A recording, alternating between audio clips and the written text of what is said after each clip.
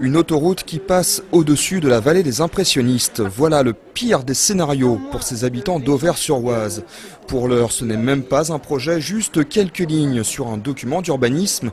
Mais les riverains sont inquiets. Sur la place de la mairie, 350 personnes ont déjà signé une pétition contre la réalisation de ce pont qui passerait au-dessus de l'Oise.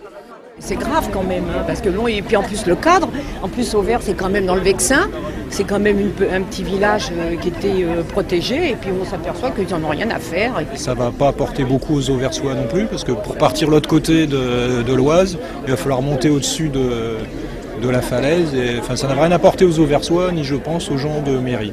Mais il y a 40 ans, on a déjà été confronté au même problème. Et il est passé à l'époque un gazoduc, qui y est toujours. Et il y avait un projet d'autoroute également. La cité de Van Gogh refuse de voir se déverser la circulation des zones industrielles voisines.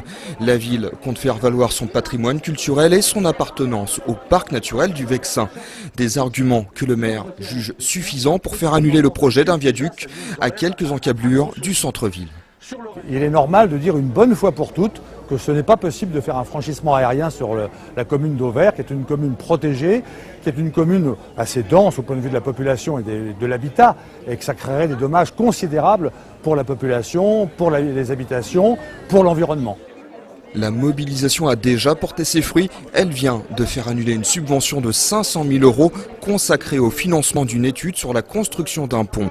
Reste désormais à convaincre le maire de la commune d'à côté, à Méry-sur-Oise. Ce dernier serait pour le projet dans un seul but, désengorger sa commune des bouchons.